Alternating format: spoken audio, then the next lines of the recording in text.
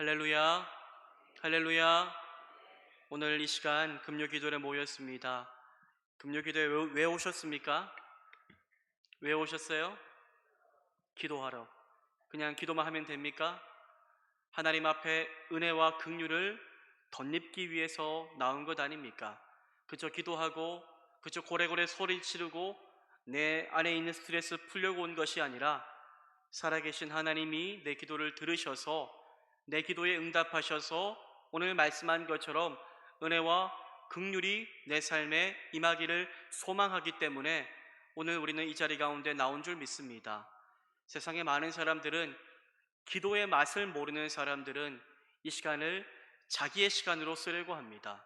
일주일 동안 열심히 살았으니 이제는 세상 사람들은 집에서 맥주도 한잔하고 영화도 보고 재미난 시간들을 보내는 거지요. 불금의 시간, 나만의 시간 보내는 것인데, 우리는 이 피곤한 육신의 몸을 이끌고 왜 쉬지 않고 이 자리에 나온 것입니까? 하나님의 주시는 그 안식이 가장 중요함을 우리는 알고 있기 때문입니다.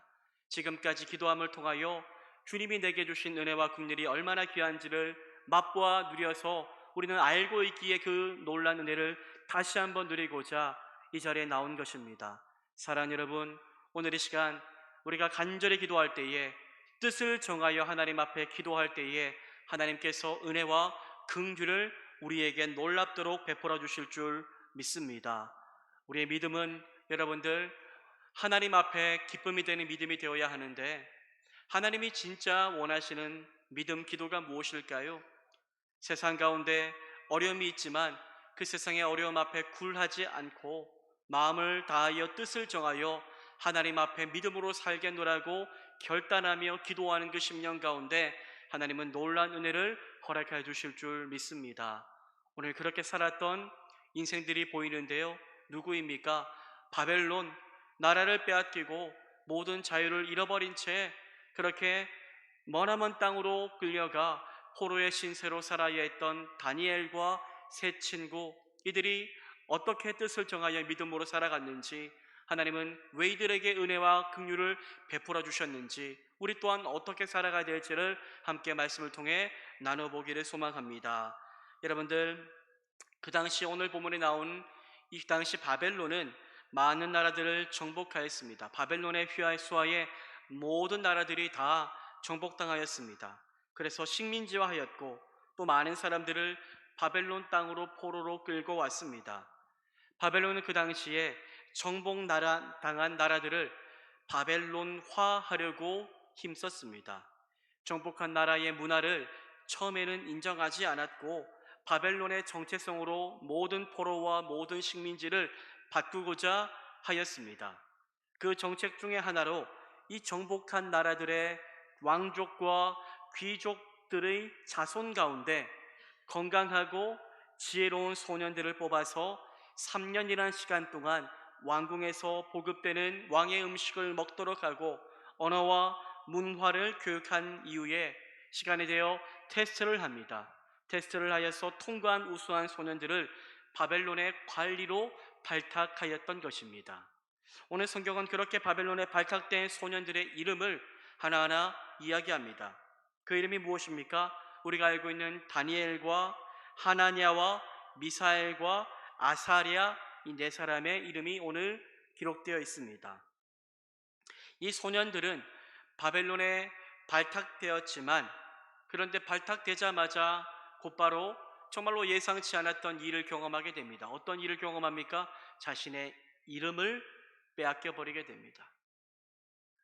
소년들은 바벨론의 왕에게 발탁되어서 인간적으로 본다면 성공하고 그렇게 생존할 수 있는 기회를 얻게 되었지만, 그로 인하여 빼앗기게 되는 것이 있었는데, 첫 번째로 그의 이름을 빼앗기게 됩니다. 다니엘은 벨드사살, 하나냐는 사드락, 미사엘은 메삭, 그리고 아사랴는 아벤느고라는 바벨론식 이름으로 바꾸어 버려서 이제는 그 이름으로 불리게 되는 삶을 살아가게 됩니다.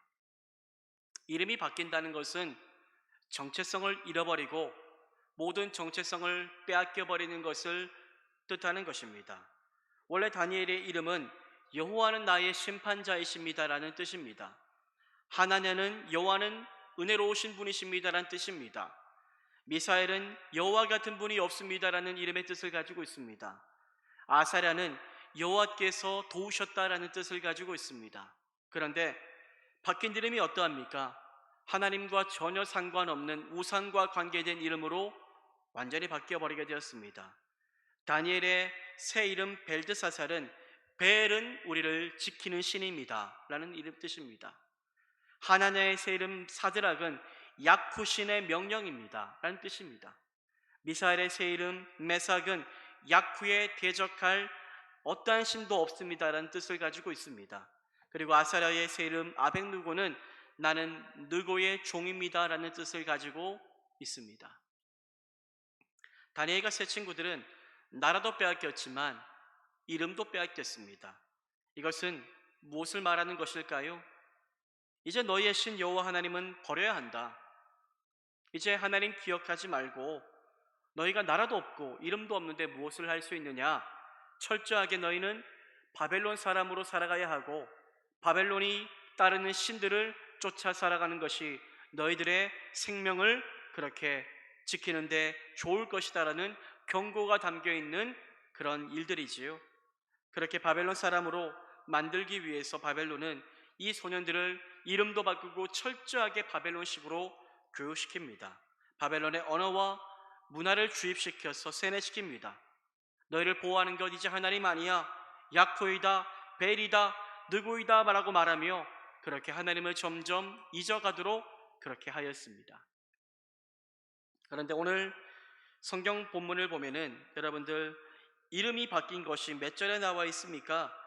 7절에 나와 있습니다. 7절에 이들의 이름이 바뀌었다라고 말씀하고 있지요. 그런데 8절에는 무엇이 기록되어 있을까요?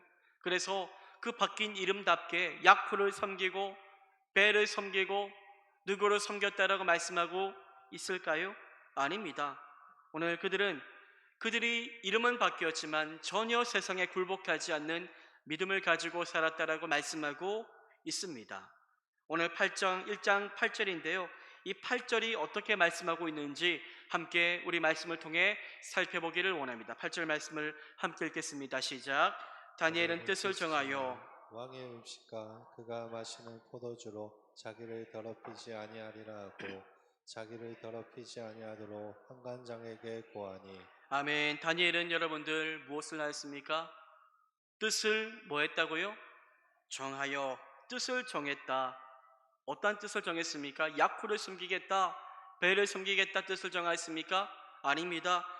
끝까지 나는 여호와 하나님 한 분만을 따르며 믿음으로 살 것을 그 뜻을 정하였던 것입니다. 다니엘은 왕의 음식과 포도주로 자기를 더럽히지 않기로 뜻을 정합니다. 이것은 세상의 유혹, 세상의 공격 앞에 내가 절대로 굴복하지 않고 타협하지 않고 어리석어 보일지라도 아니 설령 죽을지라도 나는 믿음을 택하는 삶을 살겠노라는 결연한 의지를 보여주고 있는 것입니다. 다니엘은 뜻을 정합니다. 제 친구들은요, 바벨론은 하나님이 없는 것 같은 세상이지만 이 어두운 세상에서도 나는 빛이신 하나님을 바라보며 살기로 작정한 것입니다. 그런데 다니엘은 마음속으로 뜻을 정한 것만으로 끝나지 않고 마음속으로 뜻을 정한 것을 실제로 용기를 내어서 시도합니다. 그는 왕의 음식이 자신을 더럽힌다라고 믿었기에 왕의 음식을 내가 먹지 않을 것을 허락해 달라고 왕이 임명한 환관장에게 부탁을 합니다.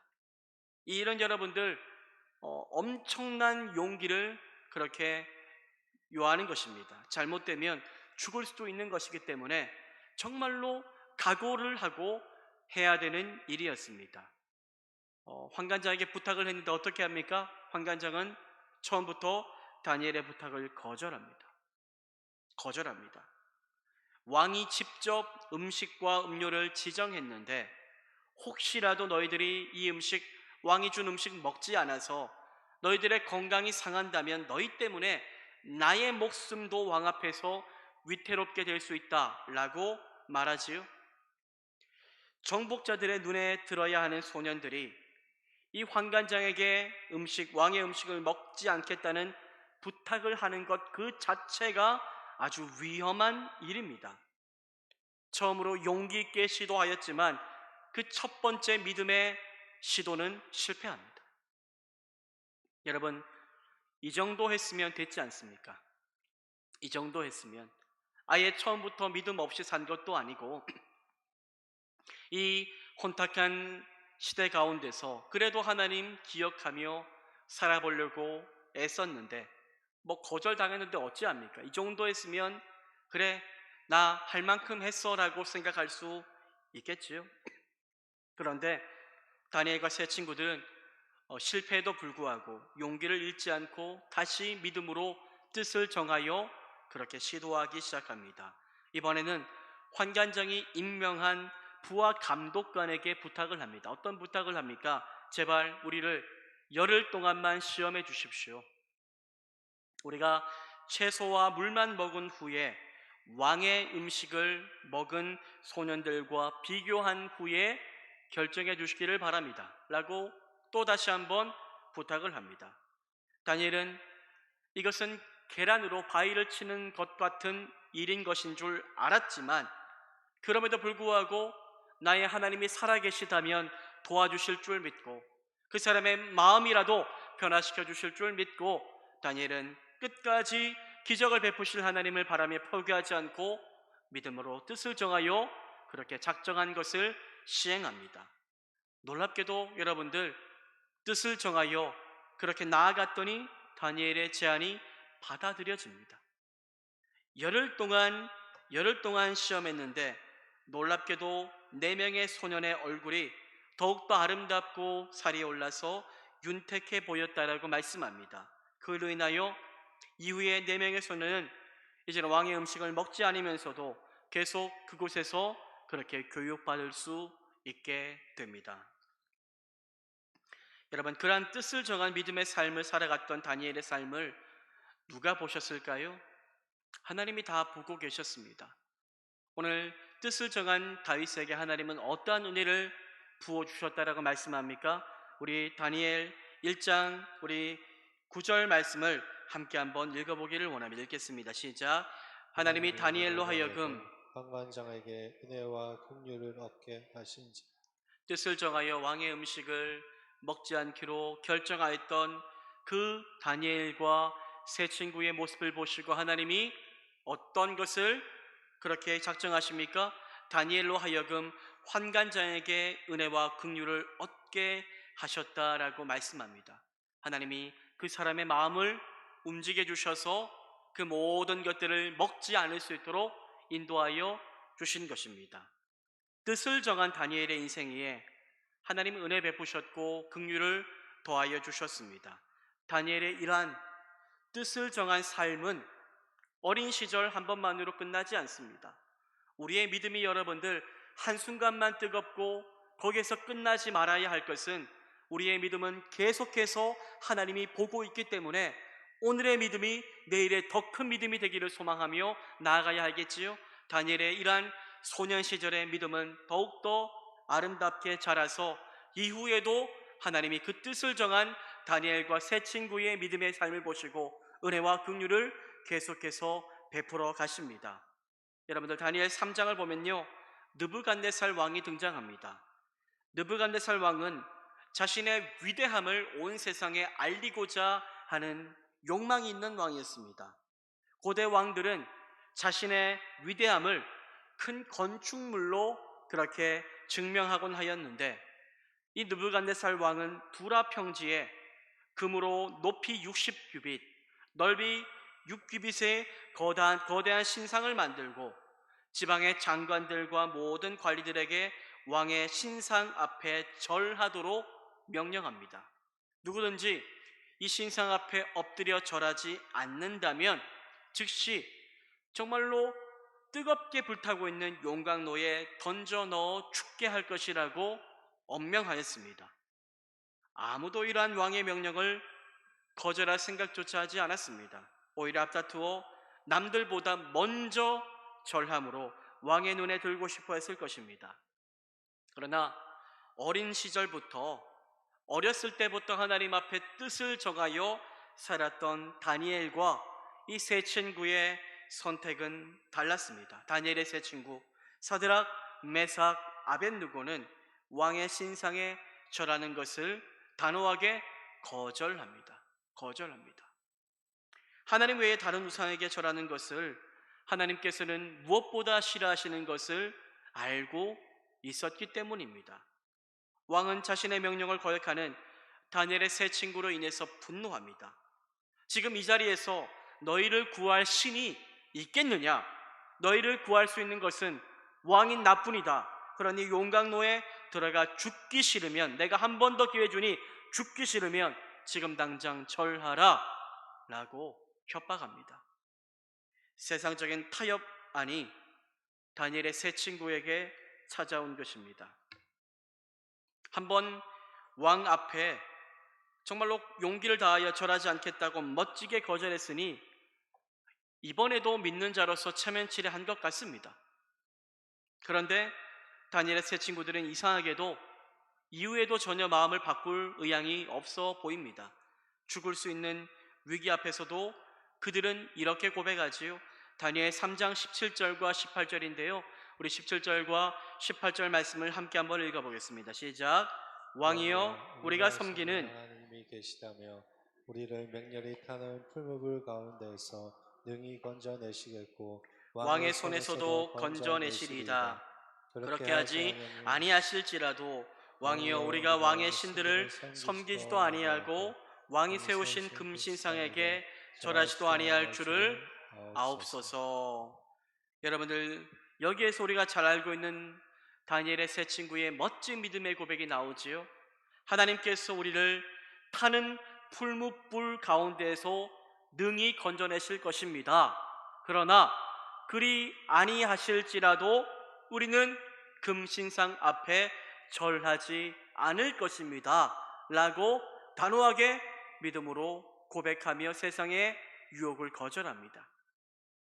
다니엘의 세 친구는 하나님을 신뢰합니다. 끝까지 하나님 신뢰함으로 저 뜨겁게 타고 있는 풀무불에 들어가겠노라고 말합니다. 하나님께서 살려주실 것을 믿습니다라고 고백하지만 그렇지 않아도 괜찮습니다. 내가 죽을지라도 저는 하나님의 뜻을 신뢰합니다라고 그렇게 믿음으로 살고자 뜻을 정한 삶을 끝까지 굽히지 않습니다. 이에 분노한 왕은 그들을 뜨거운 용광로 속에 던져 넣어버립니다. 그러나 그들은 하나님의 은혜로 인하여 타서 죽지도 않았고, 아니 죽지 않은 것만이 아니라 하나님께 긍휼을 입어 머리털 하나도 그을리지 않았다라고 성경은 말씀하고 있으며, 그들이 입고 있던 겉옷의 빛도 변하지 아니하였고 불에 탄 냄새도 없었다라고 성경은 분명히 우리 가운데 말씀하고 있습니다.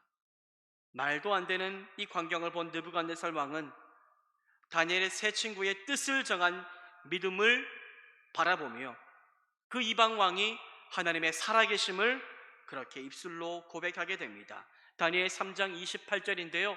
28절 말씀도 함께 한번 읽어보겠습니다. 시작. 느부갓네살이 말하여 이르되 사드락과 메삭과 아벳느고의 하나님을 찬송할지로다. 그가 그의 천사를 보내사 자기를 의뢰하고 그들의 몸을 바쳐 왕의 명령을 거역하고 그 하나님 밖에는 다른 신을 섬기지 아니하며 그에게 절하지 아니한 종들을 구원하셨도다. 아멘. 여러분들, 놀라운 일이 일어났습니다. 느부갓네살 왕, 자신이 신이라고 생각했던 그 왕에게서 하나님을 찬송할지어다 라는 고백이 나오게 됩니다. 어떻게 이러한 놀라운 고백이 그 왕의 입술에서 나오게 되었습니까? 뜻을 정하였기 때문에. 뜻을 정하여 믿음의 삶을 선택한 다니엘의 세 친구의 그 믿음의 결단이 하나님의 기적을 만들었고, 그 하나님의 기적이 왕의 입술을 통하여 너희 하나님을 찬송할지어다 라는 고백까지 나오게 하셨던 것입니다. 다니엘의 세 친구뿐만이 아니라 다니엘도 여러분들 뜻을 정한 믿음을 어렸을 때처럼 계속 품고 성장합니다. 시간이 흘러 바벨론은 망하게 되고 바사, 즉 페르시아가 바벨론을 정복하게 됩니다.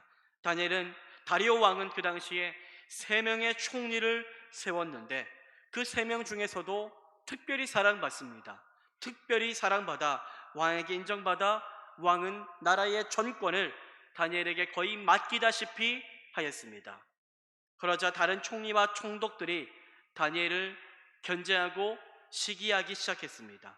이들은 다니엘이 왕에게 신임을 잃게 하려고 다니엘의 약점을 잡아 고발하려고 합니다. 하지만 아무 약점도 찾을 수가 없었습니다.